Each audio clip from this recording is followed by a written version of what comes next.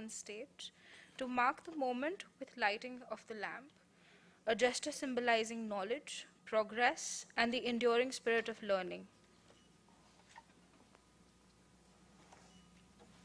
After you.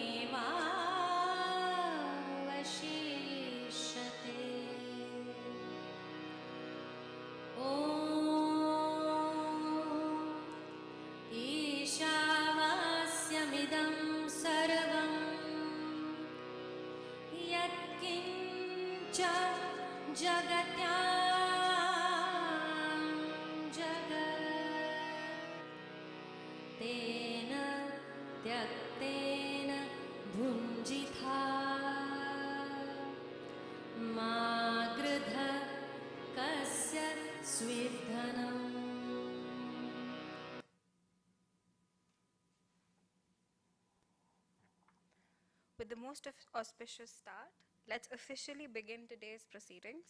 I invite Professor Neetan Desai, the Dean of Science, Somaiya University, to deliver the welcome address.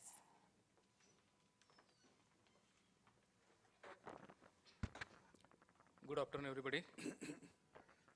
Honorable Provost, today's speaker, Professor Vijay Padaki, Professor Sen, my colleagues, and dear student friends. See, we organize this Somaiya public lecture. We call experts from different fields, from academia, industry, who carry their lifetime experience and who wanted to share their lifetime experience with the students, who are the actually building block of the future of this country. So it's very difficult to get such kind of experience shared by such resourceful people, and very few students are interested. Today morning I was there in ET Now Education Forum at Sahara, and we were discussing about where the Generation Z is going, Generation Z is going, and how are they going to contribute for the nation development. 63% of this country's population of these youngsters, and their skills, the employability, the communication skills, language, and their thinking and analytical ability was discussed by the industry people. So industries, they're looking for something different, whereas universities, as per the NEP, trying to impart really good skills and education and training and ethics and morality in the students. But I feel in the era of this social media, we are somewhere lacking now as a teacher, because we are not able to put them on the track and bring them, attract to such important lecture. So such an important topic, organization, strong organization through strong institutions. See, India as a nation, as a strong nation, if you see that, and various big institutions or organizations, like for example, Somaiya itself is a big organization which contribute great way in the developing education on quality education in different fields, not only in management, but science, medicine, and even in agriculture. Other institutions like Tata Group, Birla, Reliance, all these organizations are there really contributing great way developing this great organization, other institution, India as an institution, I will say, may be corrected, Professor Vijay. So this is very important, need to understand what is their role and how can we be part of such developments and create the history for this nation. Now this country is a developing country, one of the top 5 economies, and next we are planning to be one of the 3 with wholly and solely on the youngsters. So definitely I urge my students and faculties to come forward, and you must enjoy and must participate and must gain the benefit of getting, bringing such experts on the campus. So once again, I'm thankful to Professor Sen for inviting Professor Vijay, who will be sharing his lifetime experience. And also I'm thankful to Professor Vijay for coming all the way and delivering the talk here at our university. Thank you very much.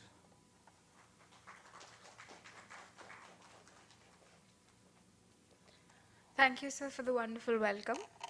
To set the stage for today's discussion, we now invite Professor Raghunath Shevgaonkar, the Provost of Somaiya University, to share his opening remarks.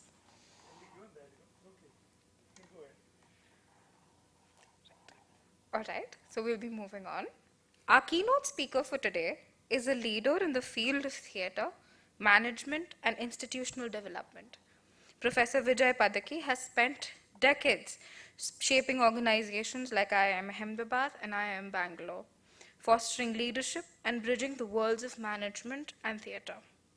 His insights in strengthening organizations through resilient institutions promise to be both thought-provoking and deeply relevant. Please join me in welcoming Professor Vijay Padaki. Okay. Go on.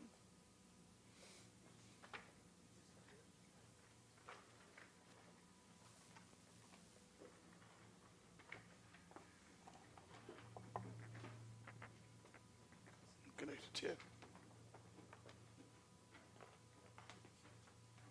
Will it यहाँ तक आएगा? No? I won't be able to see the screen. Take it.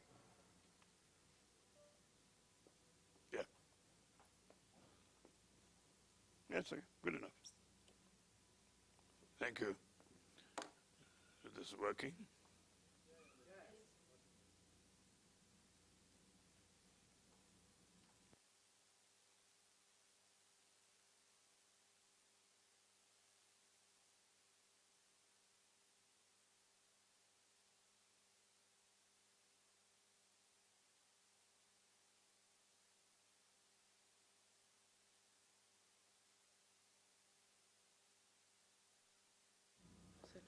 Working now? Yes, sir. I can hear myself. Thank you once again.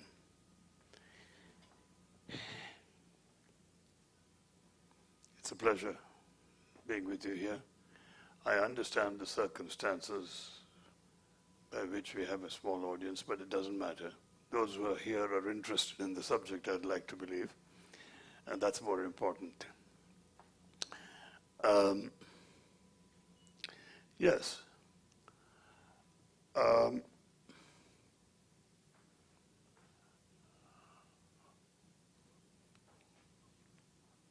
We've covered a part of this in the session in the morning of the origins of human organizations. For some of you, this will be repetitious. I recognize the faces, but please bear with me. It's only for a couple of minutes.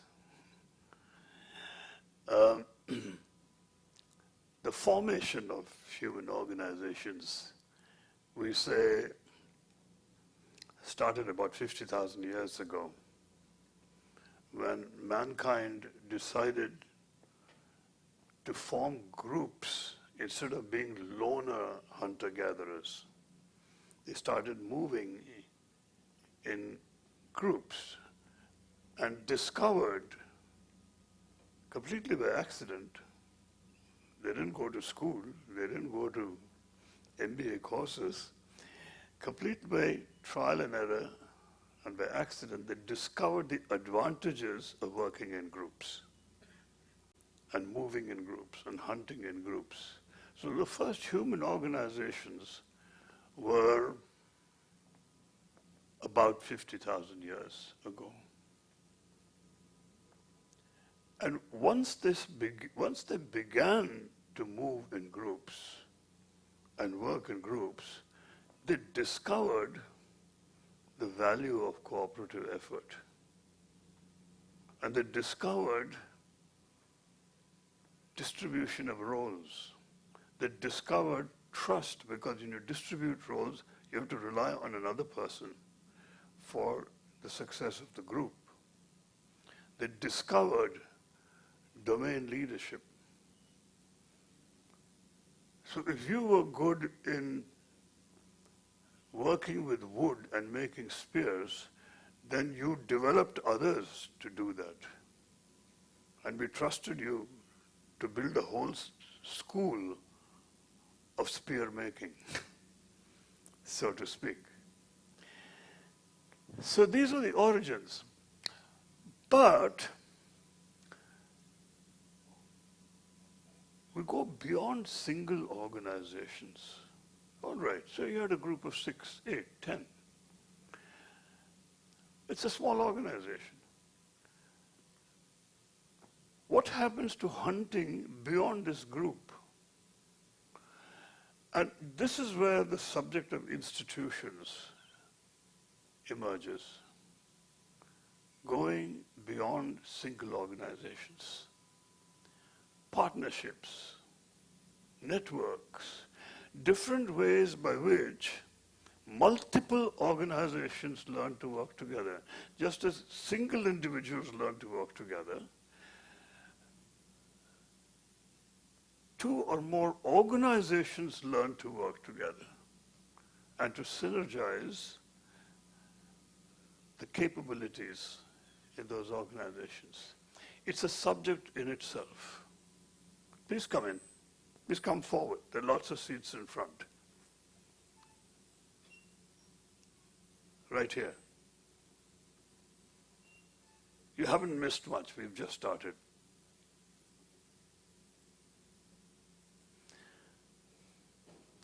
Let's look at this diagrammatically. A few simple thoughts to demystify, although it's a specialized subject. A few simple thoughts. Let's take two organizations, A and B. And let's say they decide to work together for some common purposes. 50,000 years ago, it might be to increase the hunt or to get more mileage out of a hunt. 50,000 years later, it may be market share, or it may be new segmentation in marketing for products. But you decide to work with another organization.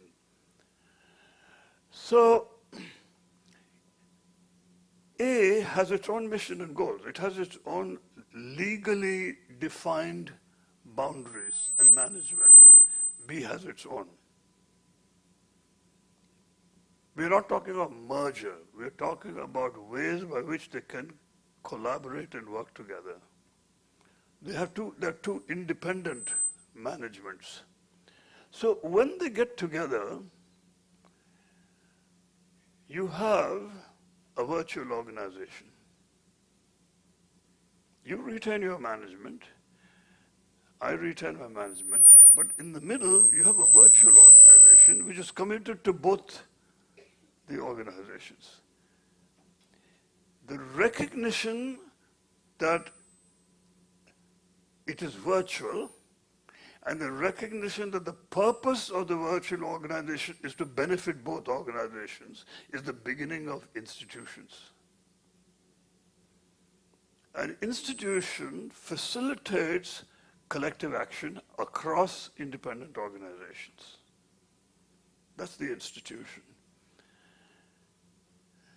Now, the moment that happens, that virtual organization has its own needs of management. It has its needs of strategy. It has its needs of organization. It has its needs of manpower development. It has its needs of, searching the environment and so on. It is doing it on behalf of constituent organizations, but it has its own management needs. So this is the challenge. When we say let's collaborate, it's a sentiment. But for that collaboration to be effective, you need management. And you need the management of virtual organizations. That's the institutional development challenge. It cannot remain a sentiment. It'll never work. It works for 1 week. When the tamasha is over and the shamiana has come down, there's no institution really. It's only sentiment. Exactly the same thing happens with 3 or more organizations. You have in the middle a virtual organization. Now, that takes me to the second part. Inter-organizational systems. An organizational system, I understand. That's what management literature tells us. Almost all of management is in the business of improving the effectiveness of single organizations. All the functional disciplines, whether it's finance or marketing or production or process control or quality control, HR, is how to make that single organization more effective.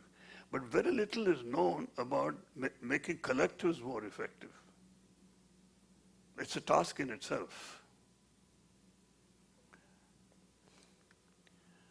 So this is a brief introduction to the subject of institutional development. And the more effective the institution, the more effective the single organization.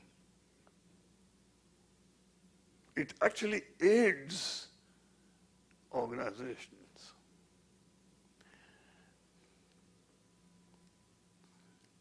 My interest in the subject started in the corporate sector, but very quickly it went on to the development sector. In the corporate sector, I happened to be in Bangalore where the IT boom started,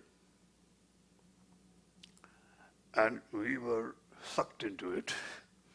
We were privileged to be associated with most of the big names in IT in the formative years when it was, very little was known on how to manage software engineering or how to manage software development organizations. And then hardware came along. And hardware and software had to work together. It is not enough to have a beautiful product called a compact laptop. It is not enough to have lovely software embedded into that laptop. You had to get people to actually use it. And you had an educational objective in those days to get people to understand what it's capable of doing. So that was really the niche market that NIIT got into. And it is through that they went into hardware manufacturing called HCL.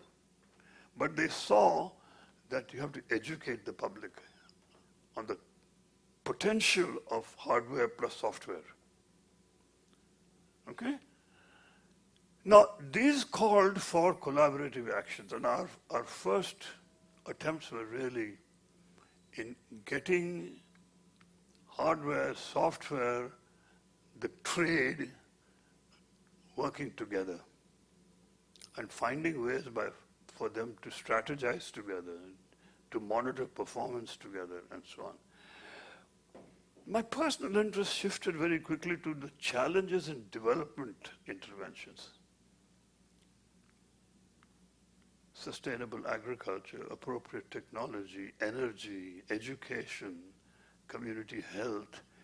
These are tough areas, very tough areas for getting in there and making a success. And I found this very challenging. Let's look at that. So much of what I'm going to talk about today, we started a bit late. Is it okay if I go on a bit late? Just so that the subject is given, is due. Some basic ideas about institutional development, and then networks as a very special form of social institution. That's my main coverage. And I have three purposes: to understand institutions as different from single organizations, to understand what the management task is in institutional development, how do we look at it in management terms, and to explore the relevance in educational institutions. What can you do as an institute of management to promote institutional development? Your textbooks will only get you stuck in single organizations. But management education has a huge role if you really think of economic development, societal development. And the future, to my mind, is there, not in strengthening single organizations. Much of what I'm going to talk about is based on actual experience in India. It's not a US model or a Harvard model or an MIT model. It's Indian, right? It's based on ground realities in India.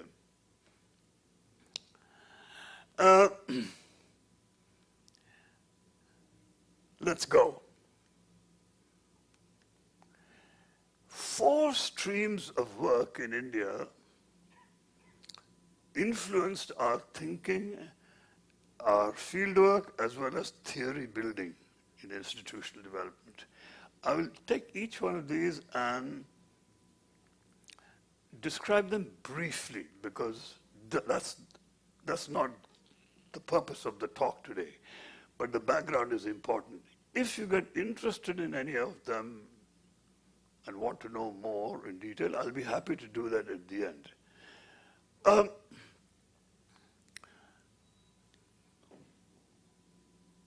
My team in Ahmedabad, we set up a center for management for the textile industry, and my team was responsible for revamping the textile industry in India.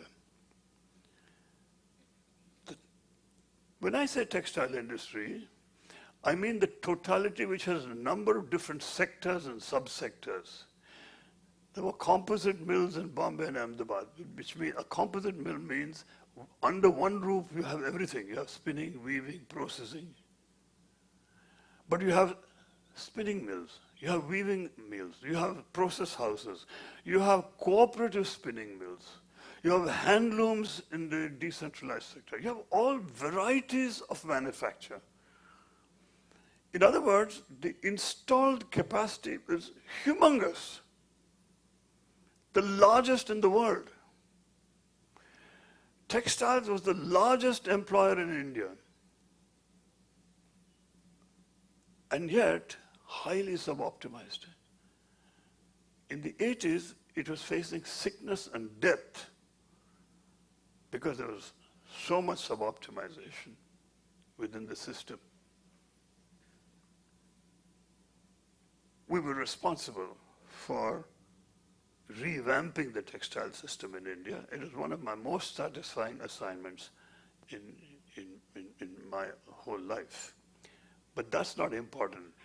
It showed me, that whole assignment showed me, opened up for me the whole world, so to say, of collaborative structures. What's needed to move from suboptimization to synergies and optimization was really collaborative structures across sectors and subsectors, which we didn't have in the country.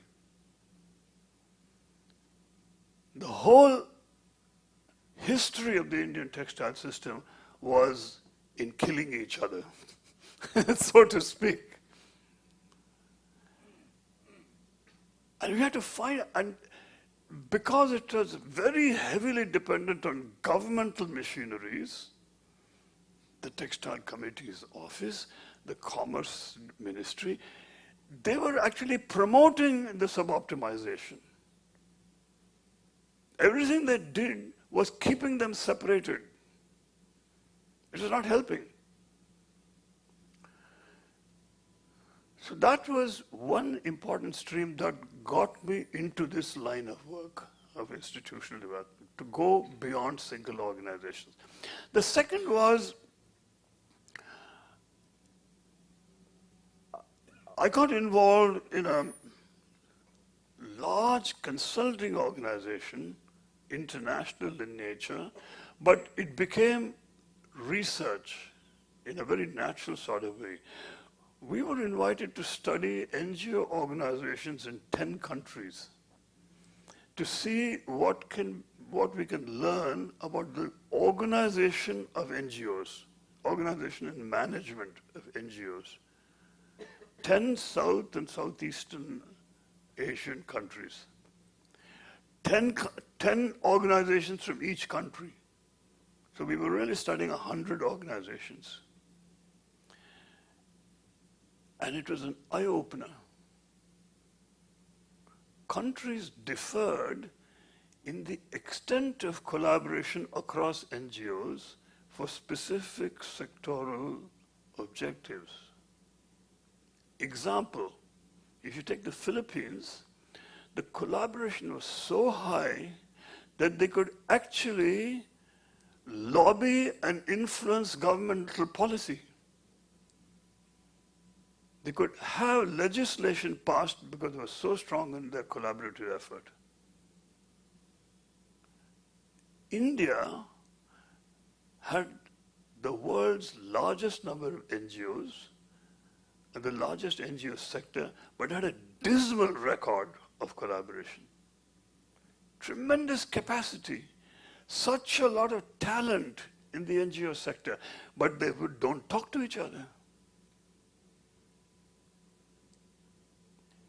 Shocking. Sri Lanka has the highest level of education in children, highest level of literacy, because they collaborate so well in the education sector. So this was an eye-opener of an experience. And we asked ourselves, why? Why does it happen that we are so bad in collaboration? When you talk to an individual management or founder of an NGO, he'll say, of course we must collaborate. In real life, they don't collaborate. They kill each other. Very competitive. It got us thinking. Then we took on case studies. We found the research grant to do case studies of successful development interventions where it had actually made an impact, where it had actually delivered on the ground. What lessons can we learn from successful development interventions? Bang. Wherever it was successful, they had collaborative structures. So it was all very, very exciting period of discoveries and learnings for us. The last one was an assignment we had from the Ministry of Culture, Government of India.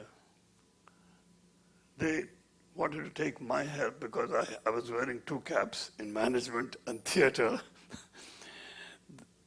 They wondered if I can help in moving towards policy structures by which we can have better arts management in the country, which again meant looking at the experiences of actual arts organizations, particularly performing arts. That's why I was interested in your Performing Arts Center, School of Performing Arts. What can we do to promote performing arts? Not just performing artists, but what can we do to promote performing arts in a country which has got 5,000 years of heritage?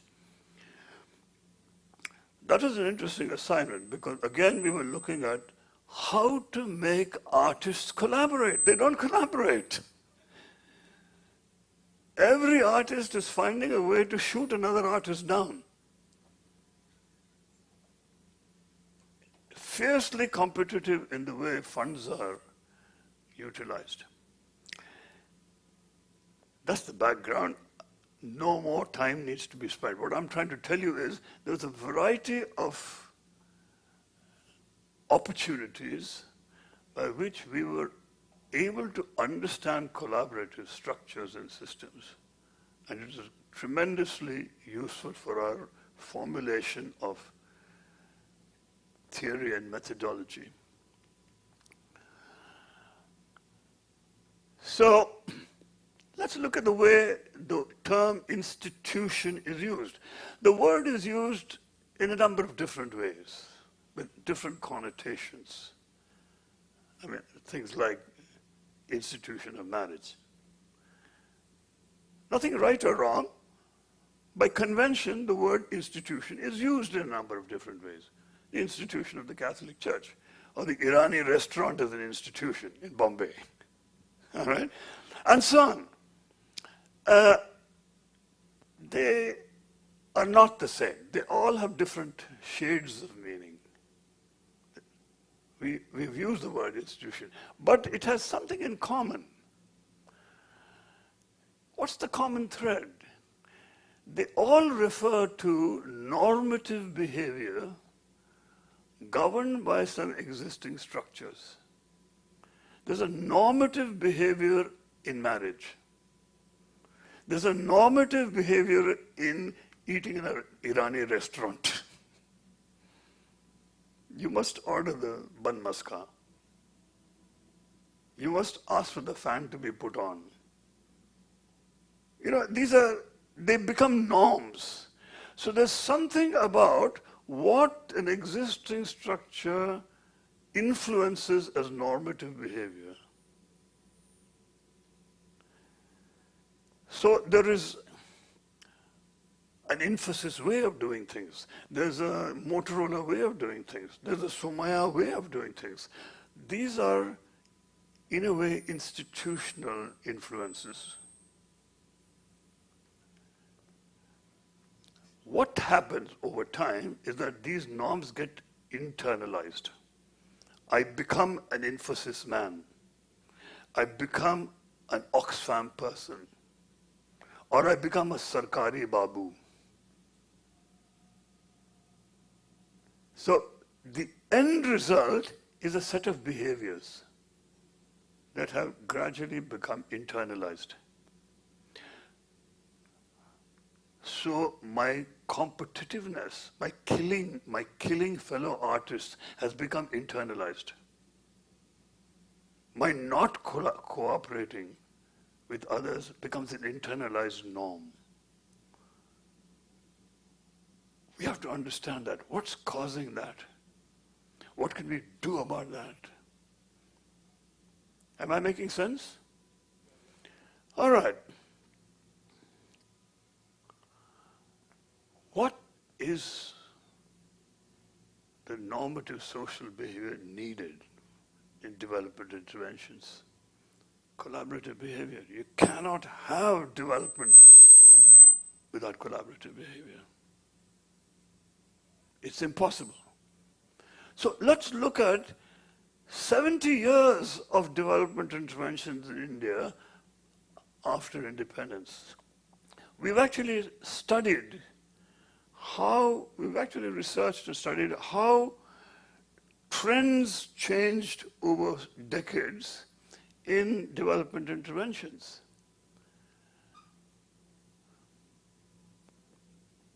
This is a provocative question we must ask before proceeding. What have we accomplished in 70 years? Pretty little. The poverty is still there. The exploitation is still there. The oppression is still there. What have we accomplished? Now, we have to understand why we haven't accomplished it. All right? So, over all these decades, there have been trends from decade to decade to decade. Our earliest attempts in the 50s was infrastructure. Build roads, dig wells in villages. A lot of the emphasis was on infrastructure. Then came education. Suddenly it was fashionable to talk about teach a man to fish. You know the famous expression. If you give a man, hungry man a fish, he is dependent on you forever. Teach a man to fish. So this whole teach a man to fish was the philosophy of education in the next trend. Then came employment generation. Then came sectoral programs. We talked about health, we talked about this, we talked about that. Then came community organization. Don't begin with sectoral work. Organize the community, create self-help groups, get them to decide and take up work on their own and so on. So we have had these trends.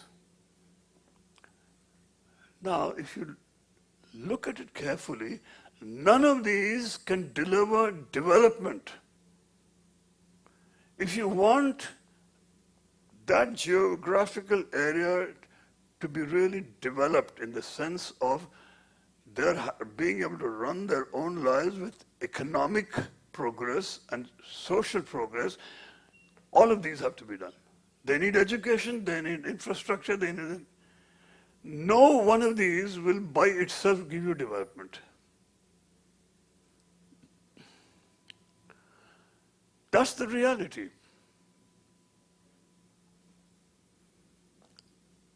And our development interventions have had this one major flaw in focusing on one thing at a time and never looking at convergence of multiple efforts. Those multiple efforts are located in different NGOs. An NGO is particularly strong in community organization. An NGO is particularly strong in education. An NGO is particularly strong in community health. They've never worked together. And if they don't work together, you will not have development. And our argument is, the more money you pump into one sector, let's say community organization, you're actually weakening the development process because it is at the expense of the other things. That's the background.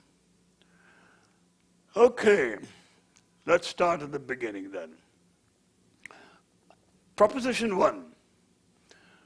No organization can succeed without give and take transactions with other organizations.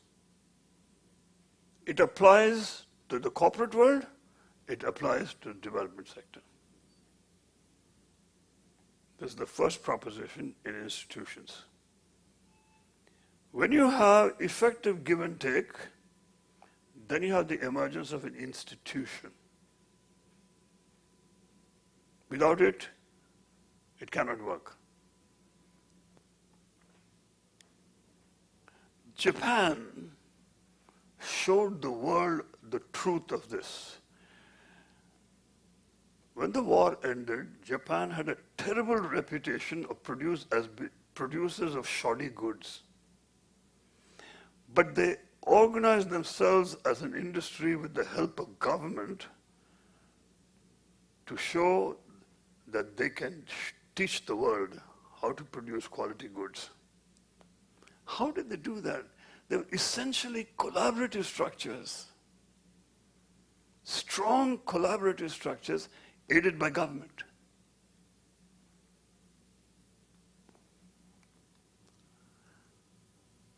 This leads us to the definition of an institution. It's the facility that holds together groups and organizations for interdependent transactions. You can break it down to structures and operating systems. It's not sentiment. It's really not sentiment. It are actually hard structures and systems. In other words, an institution is an organization of organizations. That which holds a number of organizations together.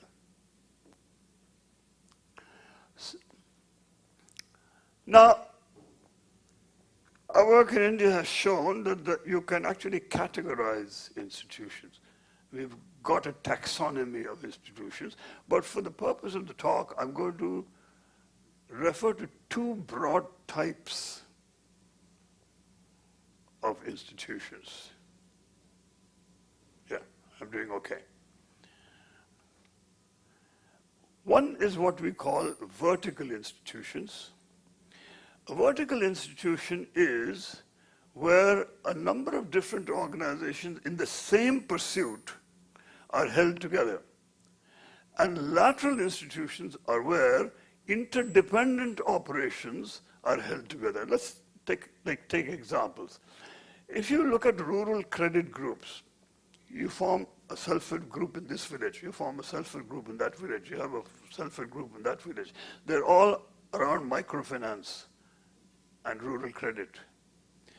So at the single village group, you have a few SHGs. At a district level, they have come together to form a collaborative. At the apex body at the regional level, they have another collaborative. So this, we would call this a vertical organization, but they're all in the self-help group. They're all in microfinance. Okay? So this is a federated structure of people in the same business, in the same pursuit, but from small units, they're brought together at higher levels of organization. The small village group is not in a position to, for example, deal with the bank. But the regional level one can deal with the bank and get them the necessary credit. So that's the advantage of a vertical institution. Let's take handlooms to understand what a lateral institution is. And I can do no better than looking at our own example in India of the near death of handlooms not too long ago. Handlooms were dying. There were actually handloom weavers' suicides. Yes?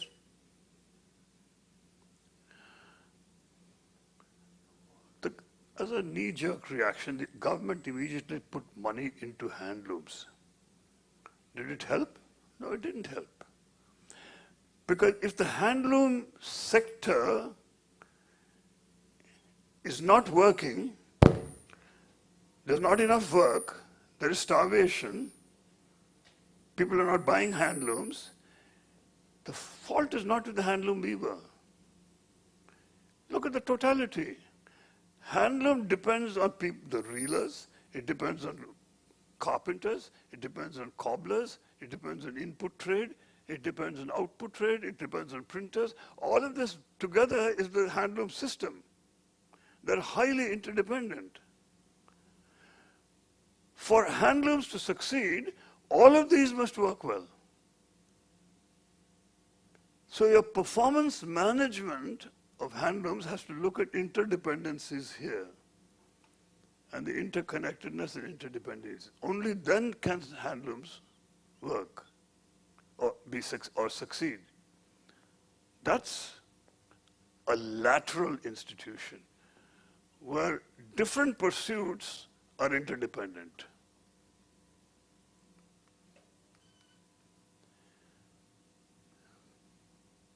Proposition 2. We desperately need new methodology here for interventions. We are, in management literature also, our methodology is relatively strong at the lower system levels. If I want to change Swapan's drinking habits, it's not difficult. There's enough known about change methodology to change him. But if I have to change the drinking habits of the hostel, already it's tough. Because the hostel is a different system altogether. Right now in Bangalore, we are working in a school which invited us to deal with substance abuse among high school students. And they're poor students. This school caters to slum children. What's the system here? The father is a drug addict. There's a drug peddler in the community who goes house to house and bullies them to buy the drugs. They take loans. They beat the wives to sell the jewelry to get the money to buy the drugs. It's a different system. Preaching to that boy to give up, say no to drugs and all this is nonsense. It's not going to work. So we're talking about system levels. So as you go up the system level, we know less and less about methodology. We have to admit that we know less. The changing up to a community, all right, we've got some experience in this country, but what do you do at the level of a whole district? That's our real challenge is in the upper system levels. Proposition 3, ownership of institutions. As a management specialist, as the outsider specialist, do I own the methodology for change in the community? Or do I find a way by which they own it? Now, we have to understand this. What are natural institutions and what are artificial institutions? How did institutions 50,000 years ago evolve? If you just look at it, it is laughably simple. You found some behavior purposeful. You found a better way of hunting. All right? Or you found a better way of weaving cloth. Now, to make that successful, you created an organization. You organized the weaving. Or you organized the smelting of copper, or whatever. So, a purposeful behavior was systematized by creating an organization. Now, more than one organization gets into that line of work. You create an institution. It evolves from purposeful behavior to self-created and owned organizations to institutions. But in development interventions, we do go the opposite way. The management expert knows everything, creates the institution first, gets a government grant, and creates the institution first. Hereafter, we will call it Rajiv Gandhi Institution of Public Finance. And you think you have achieved development. Because the institution hopes for organizational support, which is the question mark, and that hopes for actual behaviors, which is a bigger question mark. Because the institution belongs to you, it doesn't belong to the people. They have not created it. Our toughest job is to take a process by which people own the institution and run it. That's the most successful and invariably successful. Without ownership, it can never succeed.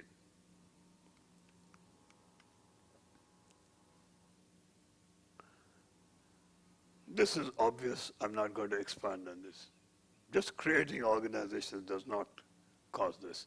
Much of this work is in a landmark book, which we were privileged to bring out, my co-author and I. Now, just enough time to look at networks.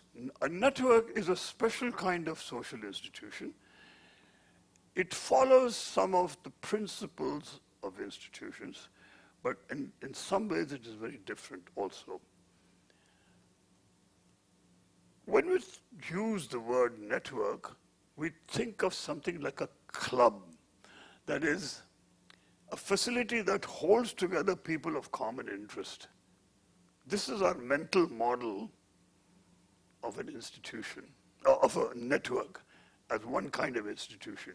That is, there's an entity, and within that you have member organizations. This is a popular notion of a network, but it's not realistic. This is not how networks work. In reality, networks have member organizations with different amounts of commitment to the network. They're different in size, they're different in resources, and they're different in the extent of commitment to the network. This is the reality. How do you hold these people together? It's not the convenient model. It's not this model. This is the reality. Now, we have found, this is an elaboration of that. Member organizations differ in interest, stakes, involvement, etc. Now, I'll go quickly on to the last part.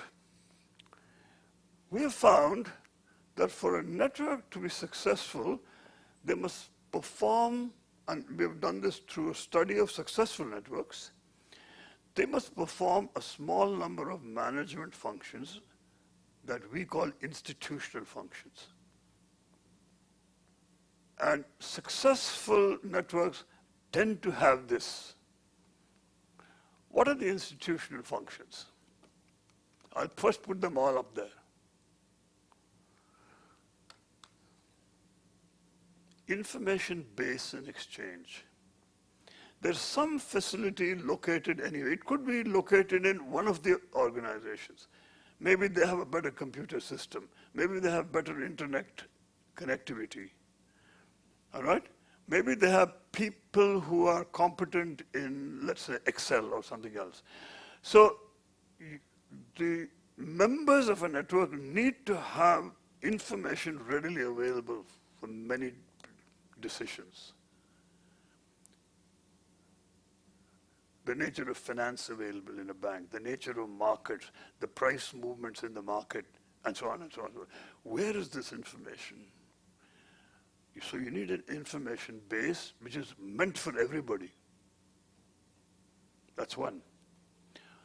Optimization of gains.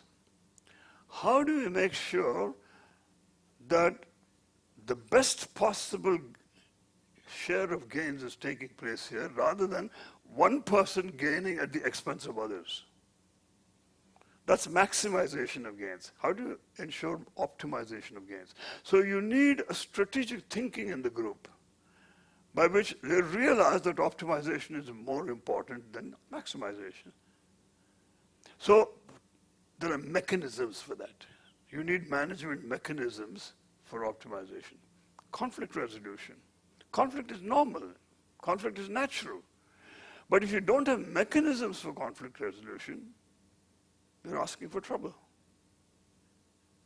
All of these are telling us that effective networks depend on structures and systems, not on sentiment.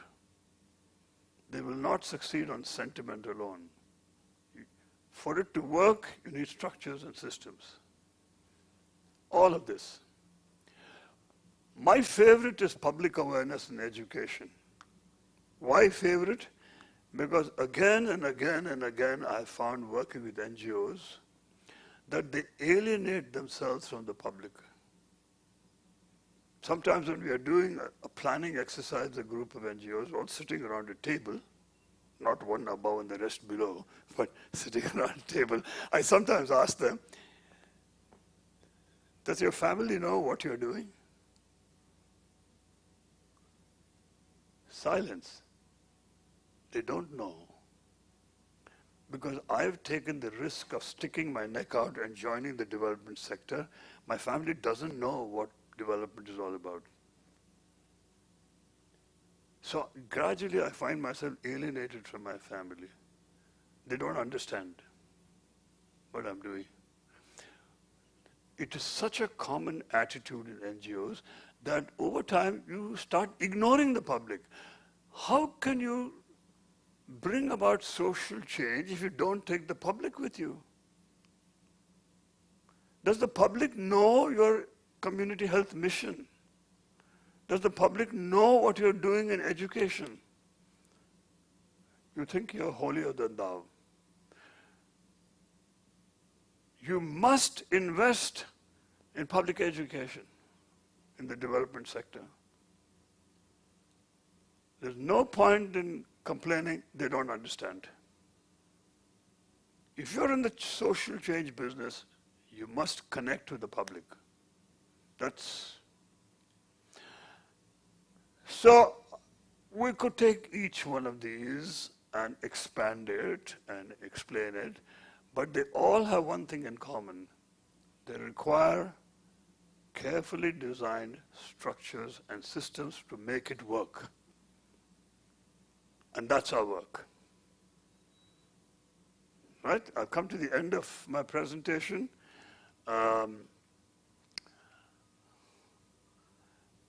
There really is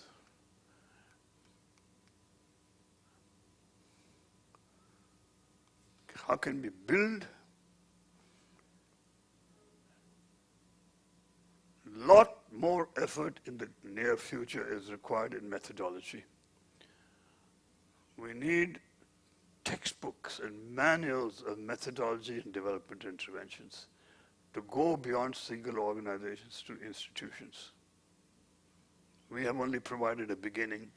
We are happy with what we have done, but we know that it's not enough. Thank you. I'm done. I'm happy to take questions.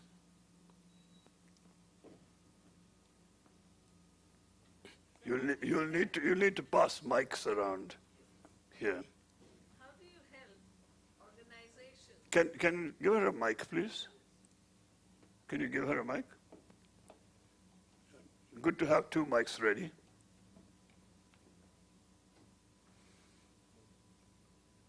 Oops. Hello. Yes, there we go. So through your methodology or the philosophy that you have built up in making an NGO get connected to an institution and making it work in an optimal manner, how does theater help in this? She's letting you know that she attended the morning session. Not all the time. Just because I do theater, I'm not going to claim that it directly helps. Where it can help, it can help. Where it can't help, I'll be the first to say it can't help. It's a very different challenge.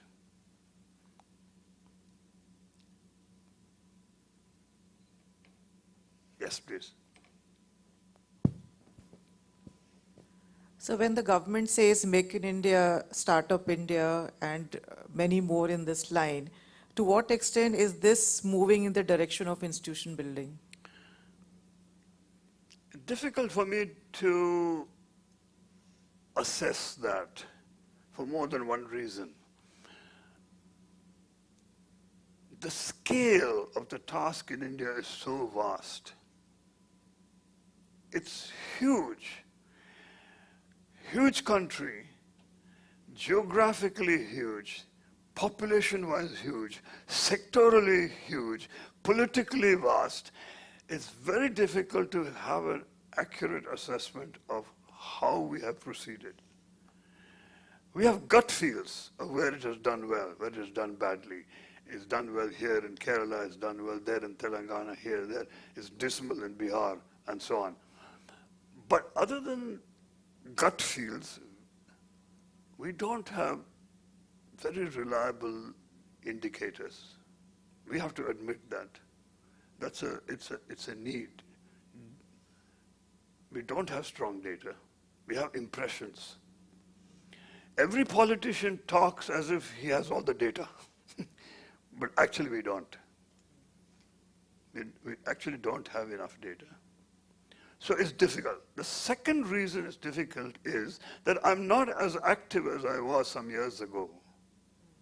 I've reduced my involvement in development interventions and in training and so on and so forth.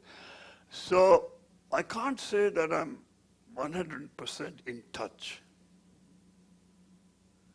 with this.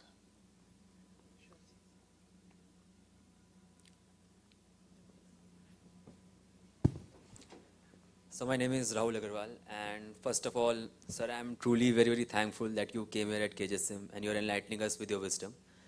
So, sir, I was part of your morning session as well, and as I was going through your presentation and the talks that you were giving, I saw you were giving a lot more emphasis on collaboration and purposeful, taking ownership about things.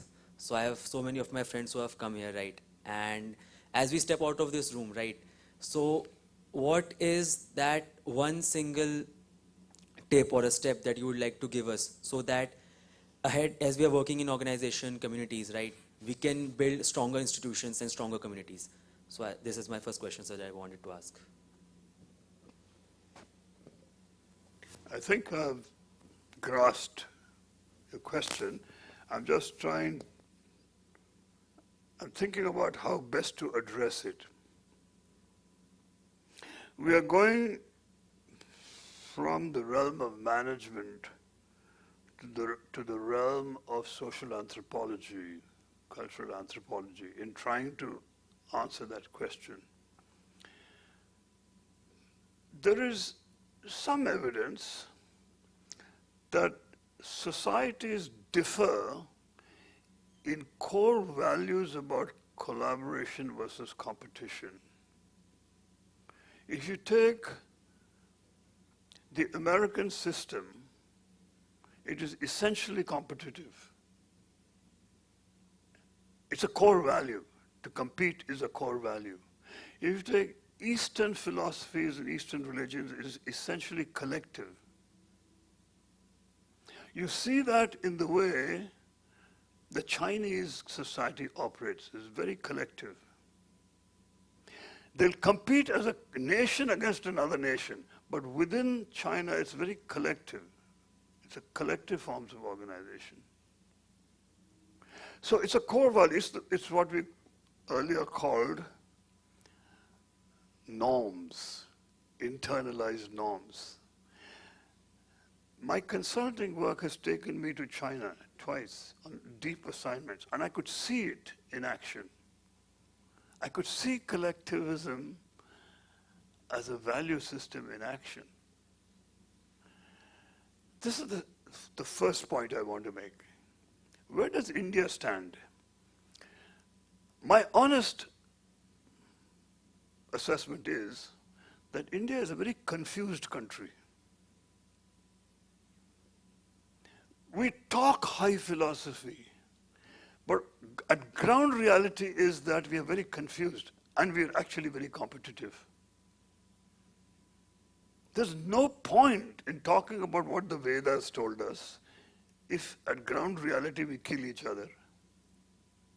What's the point? We are really very confused. I spent many years of my life in Gujarat. You've heard of Saurashtra? Why is it called Saurashtra? There were Saurashtras. There were 100 princely states. India as a whole had 540 princely states. Did they do anything to come together and beat the English out? They allowed themselves to be kept apart. What are we talking about? It's actually quite shameful.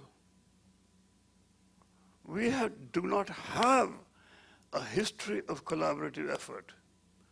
Here and there, yes, Shivaji managed to get people to collaborate for small, specific adventures. A battle here, a battle there, and so on. Tipu Sultan succeeded in getting collaborative behaviors to beat the hell out of the British 3 times. 4th time, it was treachery that let him down. It is not superior military of Lord Cornwallis. It was treachery. Cornwallis, all Cornwallis had to do was to play on the Indian weakness of treachery. He planted treachery in Tipu Sultan's Srirangapatna fort and he fell. So we've had instances of collaborative behavior for very specific endeavors, but we have not had a history and core commitment to collaborative behaviors. There are exceptions. I must tell you this story. Do you know, can I take 5 minutes?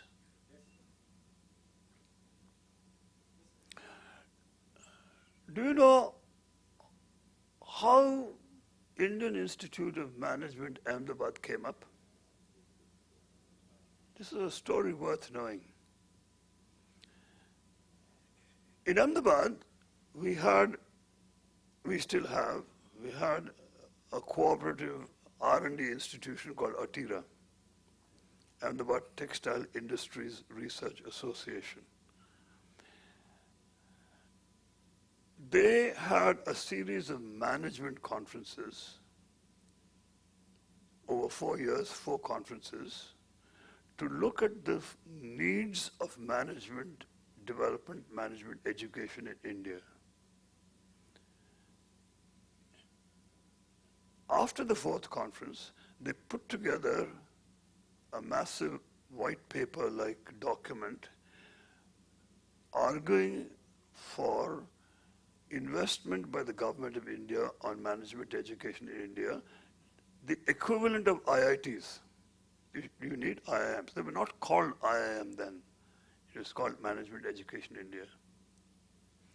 It went to Nehru. Nehru said, yes, we must have this. And we'll have 4, north, south, east, west. Because of budgetary constraints, we'll begin with 2. East and West. East was Calcutta. West, they gave it to Bombay. Kasturbhai Lalbhai, the equivalent of KJ, very similar in many respects. Kasturbhai Lalbhai, the founder of the Lalbhai group, well, actually the next generation, but he's the one who built it. An extremely great visionary, extremely motivated person, and very ethical person. He was at that time the chairperson of ATIRA. He was livid. How could the government of India, we've done all the work, how could they give it to Bombay? So he called the business leaders of Ahmedabad, the textile industry, to the boardroom of ATIRA. It's called room 100 on the first floor. They're all seated there. The visionary, respected leader that he was, he just went around the room. Shown by 3 lakhs. I'm talking about 1960 prices. Imagine what 3 lakhs is today, at that time. Ramnek Bhai, can you manage 5 lakhs? All right. You're not doing too well, your mill 2 lakhs, 4 lakhs, 5 lakhs, 6 lakhs, 3 lakhs, 4 lakhs. He just went around the table and got commitments from everybody. He carved out land from the Lalbhai family trusts across the road from ATIRA, sent young Vikram Sarabhai to Delhi, money, land, and it was shifted to Ahmedabad from Bombay. That's how IIM Ahmedabad came up. Years later, this is a little before, 1 year before I joined, but I was doing a history of the management movement in India, and I've actually interviewed people who were there in that room. So I know it's factual. It's not fiction. Here is a group of people who are competitive in the marketplace, but get together for the single purpose of something they're committed to. So it is possible. What I'm trying to say is, it's possible. The structure helped. The charismatic leadership helped. All right? The emergency of the situation helped. It is possible. We are capable of collaborative behaviors. But under normal circumstances, we don't.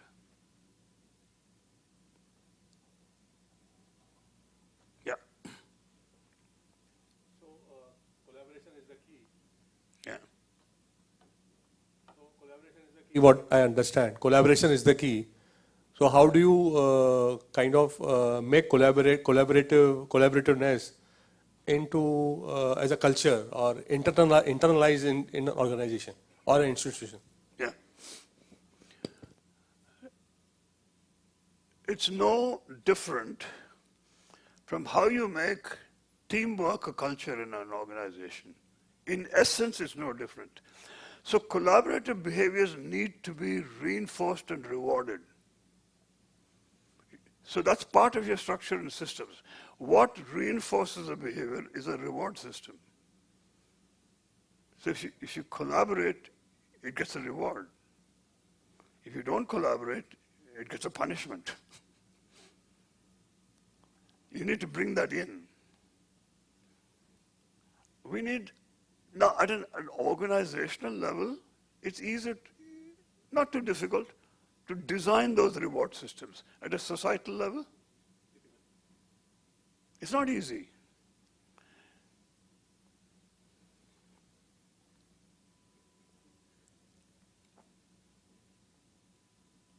Any others? Thank you very much. I'm very happy that I was able to come.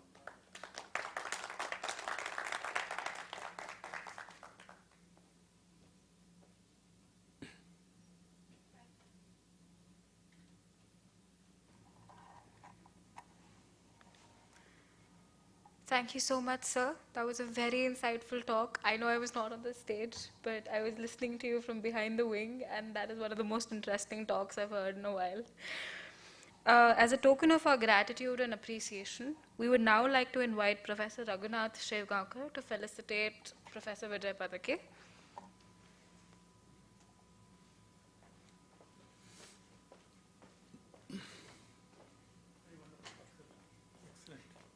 Thank you. Fantastic. I think we can learn a lot of things. Thank you very much. Thank you. It's funny. Thank you. Thank you. I see a nice book there. Thank you.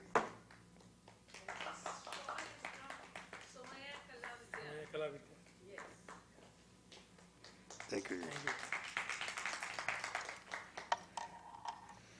Thank you so much, sir. Now, bringing this session to a close, I now invite Professor Swapan Ray to deliver the vote of thanks and acknowledging the contributions of all our esteemed guests today.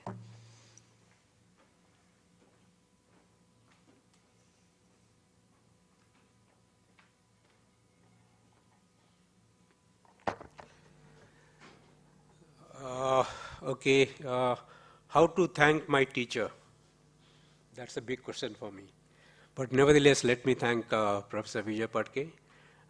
As I said, he was my teacher, and I've learned a lot from him, and it was really a wonderful opportunity for me to again catch up with him. And thanks for your visit here and that wonderful talk. Thanks, Provost sir.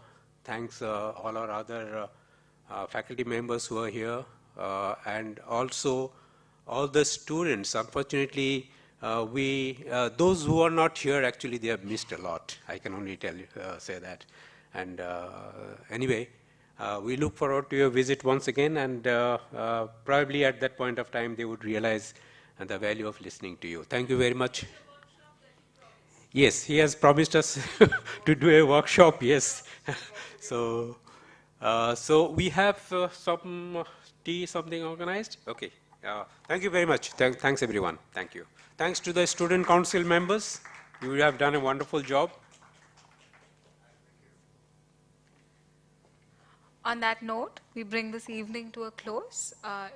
We'd like to thank everybody who has attended this session, and we'd like to point out that we have tea in the Govinda canteen served for everybody who's attended. Please make sure to grab a cup.